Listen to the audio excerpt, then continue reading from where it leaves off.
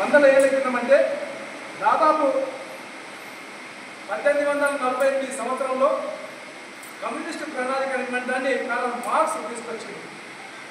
Karl Marx కూడా చాలా అనేక విషయాలు పరిశీలన చేసిండు. కార్ల్ మార్క్స్ కంటే ముందు కూడా చాలామంది అనేక రకాలైన తత్వవేత్తలు అనేక రకాలుగా ఈ సమాజం గురించి మాట్లాడారు. ఏమని మాట్లాడిందంటే గౌతమ బుద్ధుడు అనే పేరు వినొచ్చు. గౌతమ బుద్ధుడు ఏం చెప్పిండు?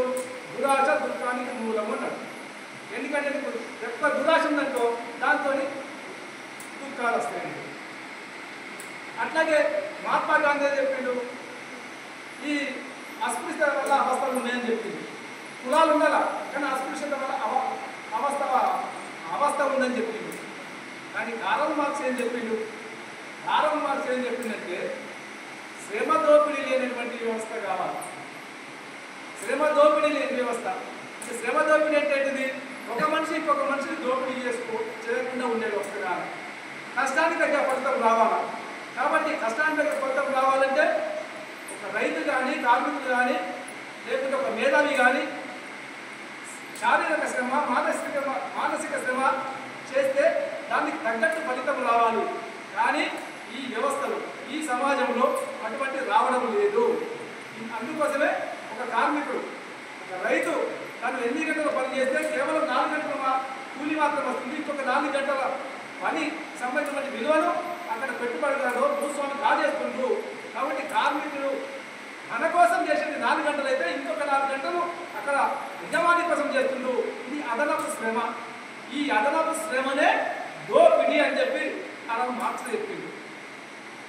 ఈ అదనపు శ్రమనే పెట్టుబడి అని చెప్పి కార్ల్ మార్క్స్ చెప్పింది.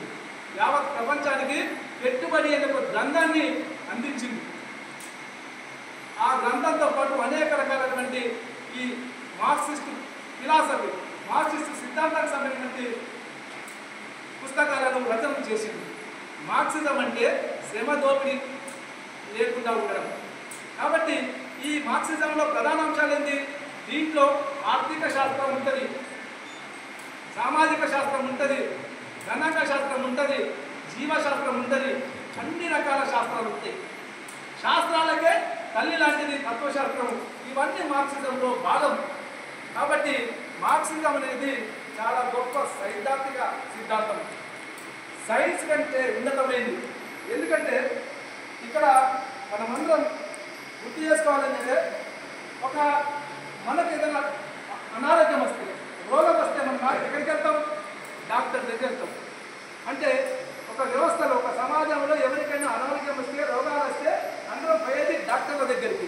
అంటే డాక్టర్ మన రోగాన్ని నయం చేస్తారని చెప్పి వెళ్తాం.